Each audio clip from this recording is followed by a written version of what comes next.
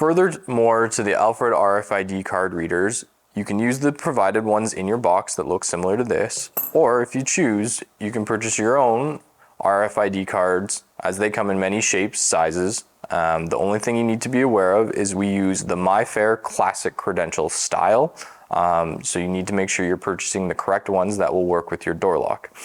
You can add your cards just as you would any other RFID card by going to your master menu, going to number 2 and going number 3.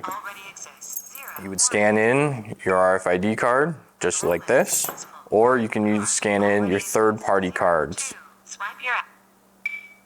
just like that. Successful. 2 card already to change exit master mode.